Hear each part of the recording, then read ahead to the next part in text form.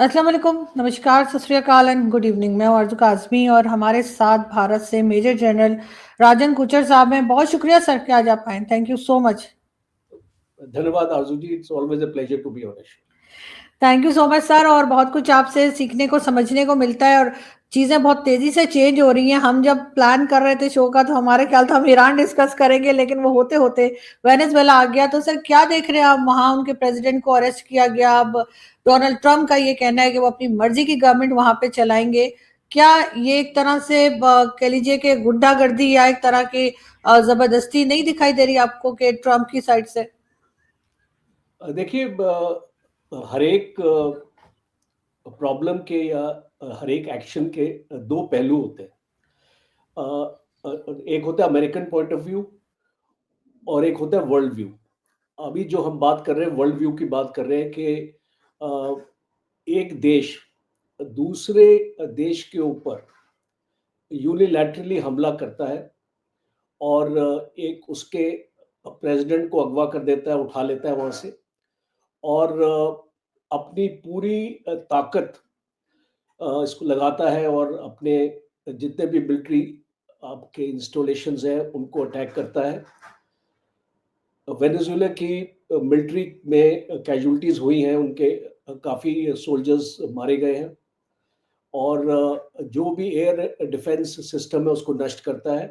तो एक well thought out, इसको मैं बोलता हूँ कि इन लोगों ने काफ़ी महीनों से प्लानिंग अपने कर रखी थी। और अगर एक एक मिलिट्री मैन की तरह मैं बात करूँ तो एक प्रेसिशन एक प्रेसिशन सेंट्रिक ऑपरेशन था ये, जिसमें इन लोगों ने अपने डेल्टा फोर्स को इस्तेमाल किया। वो उनकी special force, number one special force है अमेरिका की, और well coordinated with air effort and naval effort. तो ये मैं मानता हूँ कि एक दृष्टिकोण अगर हम ले अपना वर्ल्ड व्यू का, तो ये एक नाजायज एक्शन है जो हमको कंडेम करना चाहिए। बिकॉज किसी भी देश की सॉवरेनिटी को आप इस तरीके से अ, अ, इसको वायलेट नहीं कर सकते। और अगर अमेरिका का स्टैंड हमने अगर यूक्रेन में भी देखा, यूक्रेन में भी जब रशिया ने अटैक किया था यूक्रेन को, तो उस टाइम पे अमेरिका ने सेम टर्म्स में रशिया को कंडेम किया था और उसके ऊपर सैंक्शंस लगाए थे कि आप इस तरीके से कोई भी कमजोर देश के ऊपर हमला नहीं कर सकते। तो आज अगर हम इसको अमेरिका के एक संदर्भ में देखें कि अमेरिका ने ये क्या किया, तो आई थिंक कहीं पर भी कोई इंटरनेशनल लॉ भी, अगर हम जो स्टूडेंट्स हैं जो स्टडी करते हैं इंटरनेशनल लॉ, अगर वो भी इसको स्टडी करेंगे तो this violets the international law. तो इसको, ये तो एक पहलू हो गया। और फिर जियो पॉलिटिकल इसके रेपरकशंस क्या है वो बहुत ज़्यादा है, और जो उसके बारे में बहुत कम लोग चर्चा करते हैं। बिकॉज क्या होता है कि एक रूल बेस्ड ऑर्डर को अगर आप ब्रेक करते हो, और ख़ास तौर पे इस तरीके से, तो वहाँ पे साउथ अमेरिका में और उस कैरिबियन के रीजन में और भी कंट्रीज़ हैं जो आज अपने आप को वल्नरेबल महसूस कर रही हैं। कोलंबिया का एग्ज़ाम्पल लेता हूँ मैं, क्यूबा का एग्ज़ाम्पल लूँगा और गयाना का। ये 3 पास के देश हैं जो अपने आप को वल्नरेबल इसको महसूस कर रहे हैं। और ख़ास तौर पे क्यूबा और कोलंबिया का, बिकॉज़ वहाँ पर भी जो रीज़न अमेरिका ने दिया ये अटैक करने के लिए, टेररिज़्म एंड एक्सेट्रा, वो क्यूबा और कोलंबिया में भी है, मेक्सिको में भी है। और मेरा एक्चुअली सवाल प्रेसिडेंट ट्रंप को खाली एक ही है। अब इसको अमेरिकन व्यू पॉइंट को मैं बाद में लेता हूँ, मैं पहले इसको इस आर्गुमेंट को खत्म करता हूँ कि ये अगर डोनाल्ड ट्रंप इतने थ्रेटन हो रहे थे कि एक नार्को टेररिज्म फैलाया जा रहा है, एक माफिया है वेनेजुला में जो अमेरिका के अंदर ड्रग स्मगलिंग करता है, और कार्टल्स हैं, ड्रग कार्टल जो अमेरिका के अंदर भी हैं और उनको ये मजबूत करता है, इसलिए हमने ये एक्शन लिया है। मेरा एक सवाल है प्रेसिडेंट ट्रंप से कि आप एक इतने शक्तिशाली देश है, आपका बॉर्डर है, ये आप इनको बॉर्डर पे क्यों नहीं रोक सकते? अगर अगर आपको लगता है कि ड्रग ट्रैफिकिंग हो रही है, तो ये इसको अमेरिका के अंदर कैसे हो रही है? बॉर्डर के थ्रू कौन आ रहा है? स्मगलिंग कहाँ से हो रही है? और इसमें कौन लोग इन्वॉल्व्ड हैं? तो आई थिंक ये एक अमेरिका की सिक्योरिटी का भी सवाल है कि आप अगर सोचते हैं कि ये इतना बड़ा थ्रेट है, तो आपने इस थ्रेट इन बीइंग को अमेरिका के अंदर कैसे आने दिया? अब एक अमेरिकन पॉइंट ऑफ व्यू ये है कि ये जो नार्को टेररिज्म की बात हो रही है, ये एक नैरेटिव प्ले है। ये एक्चुअल इसको रीजन अगर आप देखें तो एक मनरो डॉक्ट्रिन 2.0 है अमेरिका का। और अगर खास तौर पे इस डॉक्ट्रिन को कुछ महीने पहले ट्रंप ने अमेंड किया है। ये बहुत पुराना डॉक्ट्रिन है, 19th सेंचुरी का इनका डॉक्ट्रिन है। जो अभी जो डॉक्ट्रिन सामने आ रहा है वो इसको ये बताता है कि वेस्टर्न हेमिस्फीयर का जो एरिया है, जिसको हम साउथ अमेरिका और ये कैरिबियन वगैरह ये सारे एरियाज अपने शामिल हैं, जिसमें कोलंबिया आ जाता है, ब्राजील आ जाता है, ये आपका वेनेजुला आ जाता है, तो इस तरीके के देश आ जाते हैं। अमेरिका बहुत सेंसिटिव है कि अगर कहीं पर भी कोई एक्सटर्नल इन्फ्लुएंस वेस्टर्न हेमिस्फीयर में होती है तो अमेरिका उसके अगेंस्ट एक्शन लेगा। ये इस डॉक्ट्रिन में लिखा हुआ है। और अगर उसकी नेशनल सिक्योरिटी को वो थ्रेटन करता है तो साफ बात है कि अगर वेनेजुला में अगर आप देखें और जो इससे इसको पहले भी जो गवर्नमेंट थी और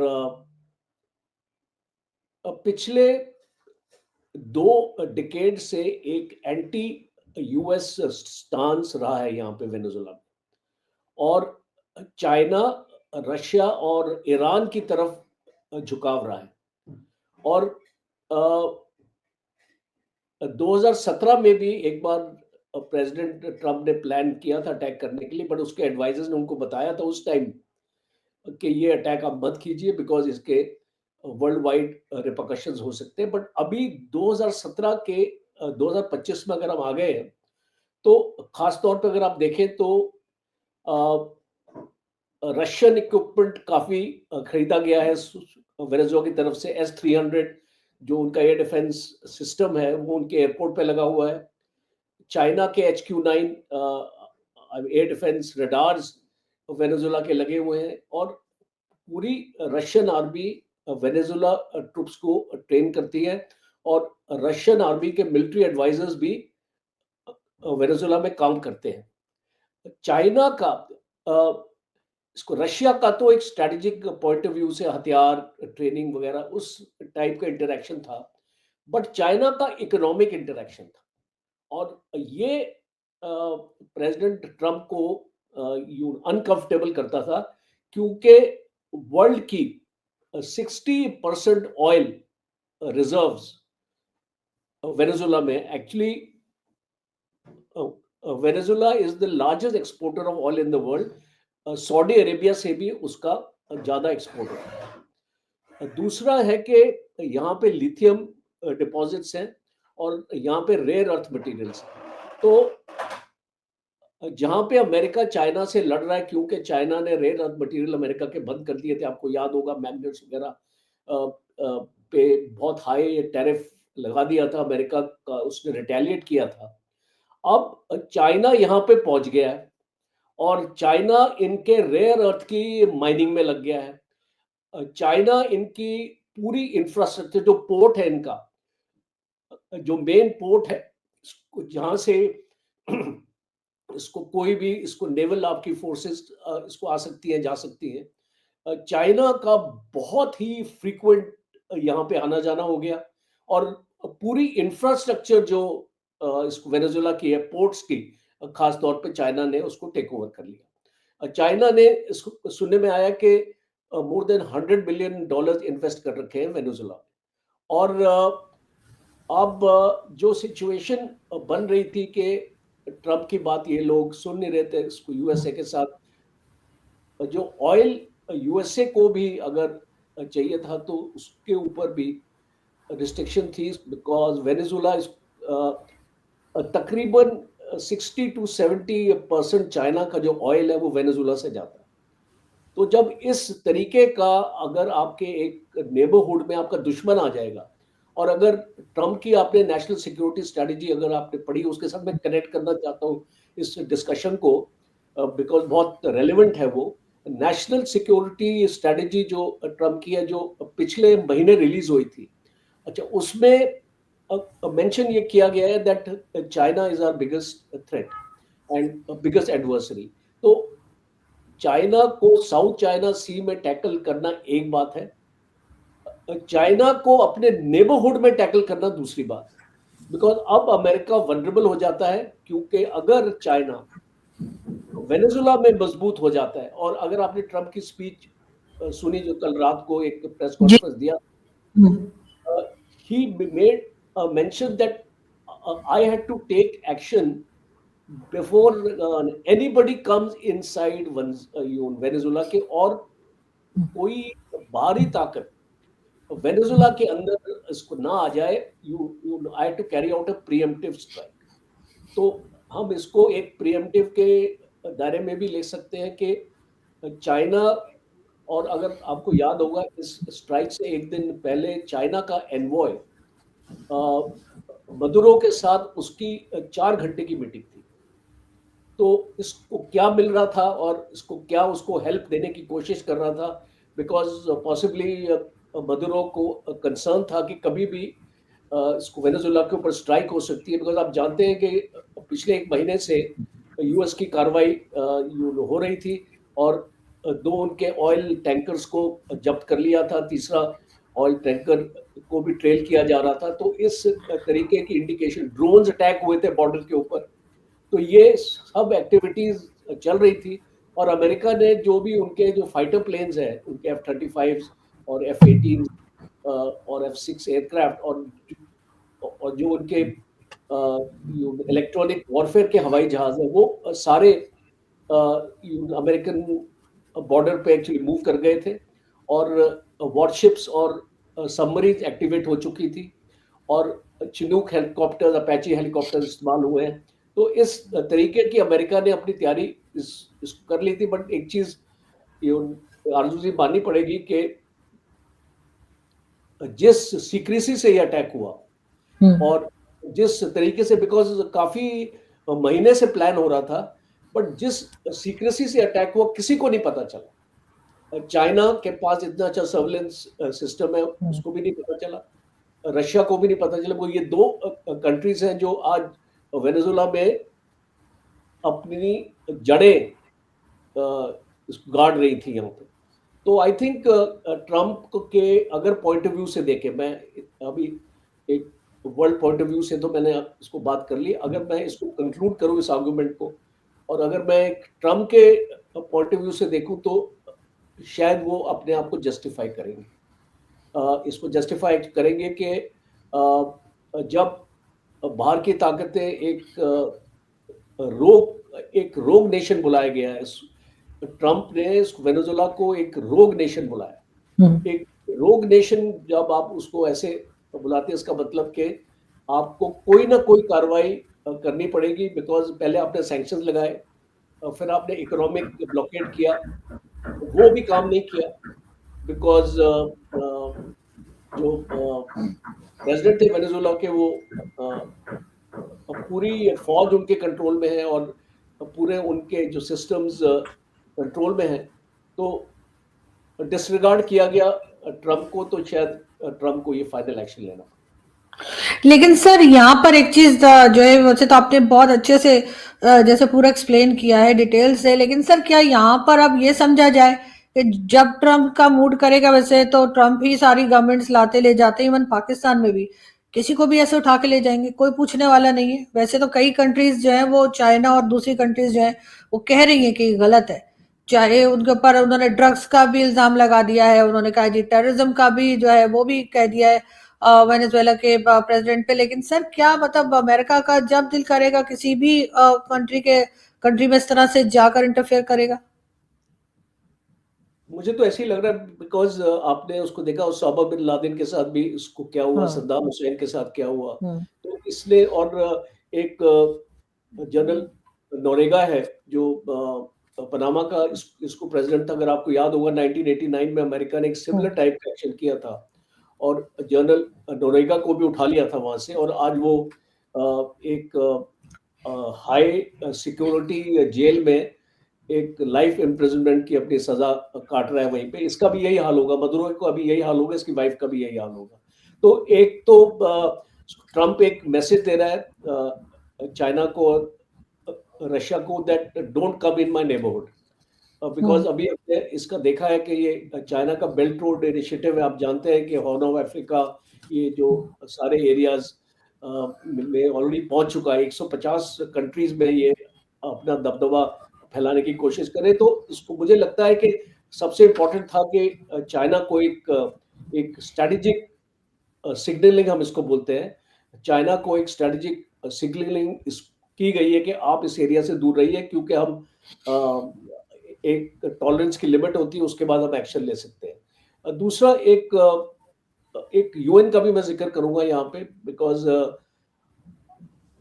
अब जैसे आपका सवाल है कि ट्रम्प जब चाहेगा किसी के साथ भी कर सकता है, इसको मुझे लगता है दैट एक स्ट्रॉन्ग एक जो अभी ये जो ट्रेंड है या इस दौर है ये जियो पॉलिटिक्स का, इसी तरीके का बन गया है। और ट्रम्प कोई भी रिजाइम अगर ट्रम्प के अगेंस्ट जाएगी तो शायद ट्रम्प ये कार्रवाई अब कर पाएगा। और क्यों कर पाएगा, देखिए आज तो इसने इसने वेनेजुएला के साथ किया है, बिकॉज वो अमेरिका का बॉर्डर लगता है वेनेजुएला के साथ। बट बाकी वर्ल्ड में भी अमेरिका के 186 बेसेस हैं। एक ऐसी कंट्री है जो चाइना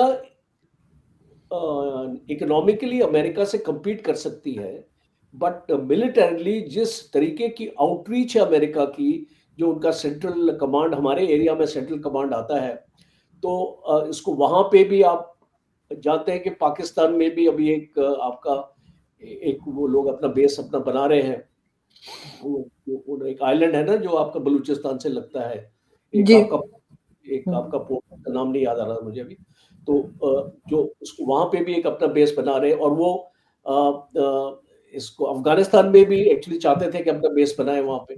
तो इस टाइप की जो टेंडेंसीज अमेरिका की है, और ये बेसिस अमेरिका ने क्यों बनाए हैं, ये वर्ल्ड जो पॉलिटिक्स को डोमिनेट करने के लिए, क्योंकि कहीं पर भी अगर प्रॉब्लम होती है, आज अगर आपके जियो पॉलिटिक के रिसर्चर्स इस प्रोग्राम को देख रहे हैं, उनको एक चीज इसको समझनी चाहिए ध्यान से कि what is the definition of a super power. Definition of a super power is के वो 24 घंटे में वर्ल्ड के किसी भी हिस्से में पहुंच सकता है, और वहां पे उस सिचुएशन को रीइंफोर्स कर सकता है अपने लाइकिंग के लिए। और हम्म। आज की डेट में ये अगर सुपर पावर की डेफिनेशन है, हम लूजली बोलते हैं China, Russia, America, all are super powers. But आज की अगर आप क्लासिकल अगर इसको डेफिनेशन में जाएंगे, तो United states of America is the only super power in the world today. ये अब अमेरिका की ये इकोनॉमी सफर कर रही है, इसीलिए डोनाल्ड ट्रंप क्या कर रहा है, आप एक उसकी मोडस ऑपरेंडी देखो, एक आप उसका तरीका देखो। I mean one has to salute this man for whatever he is. तरीका देखो उसको। इसको गजा में पीस कराता है, बिकॉज गजा में ये अपनी पूरी कंपनीज को लाएगा, वहां बिजनेस करेगा, और इसको खूब वहां डॉलर मिलेगी। पाकिस्तान से पीस कराता है, तो पाकिस्तान में बलूचिस्तान में वो बोलता है रहना, तो जनरल मुनीर एक ब्रीफकेस लेके चले जाते हैं, सर हमारे पास ये सब, आ जाओ हमारे पास। और चला गया पाकिस्तान के पास और वहाँ पे सुलह करा दी। तो यूक्रेन और रशिया में क्यों सुलह कराना चाहता है? बिकॉज़ यूक्रेन ने अमेरिका के साथ एक एग्रीमेंट साइन किया हुआ है कि एक बार पीस आने के बाद पूरी जहाँ माइनिंग है, जहाँ रेयर अर्थ है, जहाँ पे लिथियम है, जहाँ पे इस तरीके की चीजें हैं, वहां पे अमेरिकन कंपनीज आके अपना ये अपने आप को एस्टेब्लिश करेंगी। और सूडान में क्या कर रहा है? इसको यही कर रहा है। तो जहां पर भी आप देखें, आज अगर आप वेनेजुएला में देखें, हम ऑयल की बात करते हैं, बट तो मैं आपको बताना चाहूंगा कि वेनेजुएला में बहुत ज़्यादा लिथियम डिपॉजिट्स हैं, बहुत ज़्यादा रेयर अर्थ मटेरियल्स हैं, जो अगर ट्रम्प इनके ऊपर अपना दबदबा अपना बना लेगा तो उसको चाइना से या चाइना के सामने झुकना नहीं पड़ेगा। तो एक बहुत स्ट्रॉन्ग इसका इकोनॉमिक रीजन है, because make America great again का जो नारा उसने अपने लिए बनाया है, वो उसको कैसे पूरा करेगा? टैरिफ लगा के तो पूरा कर नहीं पा रहा हूँ, बिकॉज उसकी पूरी टैरिफ की स्कीम एक्चुअली फेल हो चुकी। बिल्कुल। तो बिकॉज लोगों ने ऑल्टरनेटिव अपना सप्लाई चेन का रास्ता ढूंढ लिया है। चाइना के साथ तो बिल्कुल ही नहीं चली टैरिफ की स्कीम, चाइना ने तो इसको ज्यादा अमेरिका का नुकसान कर दिया है। तो अब वो देखता है कि कौन सा आसान रास्ता है। वेनेजुएला के अगेंस्ट बहुत साल पहले से ही ट्रम्प ये अपना एक्शन, जब अपने फर्स्ट टर्म में भी था, कोशिश कर रहा था, बट वो नाकाम रहा। और लोग एक क्वेश्चन पूछते हैं मुझसे कि सर अभी नेक्स्ट टारगेट कौन है? क्यूबा है, कोलंबिया है? ये दोनों टारगेट नहीं है, बिकॉज इनके पास कुछ नहीं है देने के लिए, बिकॉज इन दोनों की गवर्नमेंट बदतर है, मीन्स उनकी जो हालत है ना, इकोनॉमिक हालत, वो बहुत बदतर है। तो वो ऐसे देश के ऊपर अपनी जो एनर्जी क्यों जाया करेगा, मुझे बताइए। वो वहीं पर अपनी एनर्जी जाया करेगा उसको जहां से उसको बहुत कुछ मिलेगा, कुछ मिलने की उम्मीद होगी जी। हाँ। और आज तो बोलते हैं कि अभी मैं एक वेनेजुएला के लिए एक आर्टिकल लिख रहा हूँ CNN के लिए, न्यूज 8 इसको CNN 18 चैनल के लिए। वहां पे मैं कुछ बहुत इंटरेस्टिंग चीज पढ़ रहा था, दैट 2025 में Venezuela has reached the top most position in oil exports. और वो दूसरी बात है कि इतने एक्सपोर्ट्स होने के बावजूद वेनेजुएला के अंदर की जो लोगों की कंडीशन है वो इतनी अच्छी नहीं है, बिकॉज वहां पे करप्शन है, ये माफिया पैसे खा रही है, ये पॉलिटिशियन पैसे खा रहे हैं, ये अपना मिल बांट के काम हो रहा है वहां पे। इसको लोग सड़कों पे काफी एजिटेशन हुई है इसको वेनेजुएला में, मैं देख रहा था, बिकॉज पहले हम वेनेजुएला को इतना फॉलो नहीं करते थे, but in the last 48 hours I think we are only reading about Venezuela. और जितना हम पढ़ते हैं उतना हमको आश्चर्य होता है कि इतना छोटा सा देश, इतने ज्यादा रिसोर्सेज, और ये अभी तक एक नंबर 1 इकोनॉमी क्यों नहीं बना उनकी। तो जो इसकी बहुत वजह है, उसमें drug cartel is one of the major things. जो ट्रम्प बोल रहा है वो झूठ नहीं बोल रहा है, नार्कोटिक ट्रेड इस टाइप का बहुत ज्यादा है यहाँ पे, और ड्रग माफिया और कार्टल्स हैं, और उसमें प्रेसिडेंट आपका शामिल है। देखिए 2013 से आज हो गई 12 साल से ये राज कर रहा है मदुरो, और इसके इलेक्शंस भी वो उस टाइप के थे, मींस इसको मैनिपुलेट हुए थे, और इसको अमेरिका ने तो इसकी गवर्नमेंट को कभी रिकॉग्नाइज ही नहीं किया। तो जब इस टाइप के हालात हैं और जो आपका नेबरिंग कंट्री है, तो एक ना एक दिन तो ये चीज होनी थी आरजू जी। लेकिन सर अगर ये सिर्फ इस वजह से है, ड्रग्स वगैरह का तो है ही, लेकिन बाकी जो रिसोर्सेज हैं उनके पास, जिसमें रेयर अर्थ मिनरल्स भी हैं, जिसमें ऑयल भी है और दूसरी चीजें, तो सर वो तो आजकल ट्रम्प जो है पाकिस्तान के भी बहुत बात कर रहे हैं सर। ऐसा तो नहीं हमारे लोगों को भी उठा के ले जाएंगे? उसको कोई एक्चुअली फायदा नहीं होगा ना आपको उठा के ले जाने का। हम लोग सुबह से यही सोच रहे हैं कि हमारे वाले भी ना उठा के ले जाए। जनरल मुनीर को नहीं उठाते वो, बिकॉज जनरल मुनीर उनके लिए बहुत कुछ कर रहे हैं, तो वो उनको उठाए बिना ही सी मदुरो तो उनकी बात नहीं मान रहा था ना। सही। हाँ जनरल ऐसा मुनीर ही है। तो हर एक बात मानता है। हाँ बिल्कुल। जनरल ऐसा ही मुनीर है। तो हर एक चीज मानता है उनकी, तो उसको क्यों उठाएंगे मुझे बताइए आप। सही, मतलब सर हम ये होप ना लगाएं कि यहाँ कोई ऐसा कुछ नहीं होने वाला, यहाँ नहीं खैरियत रहेगी। नहीं, ठीक आपके यहाँ तो खैरियत ही रहेगी, कोई प्रॉब्लम नहीं। बहुत शुक्रिया सर कि आपने आज ज्वाइन किया, हमेशा की तरह बहुत अच्छा लगा आपसे बात करके। आई होप कि जल्दी फिर मुलाकात होगी। Thank you thank sir. Thank you you. Sir.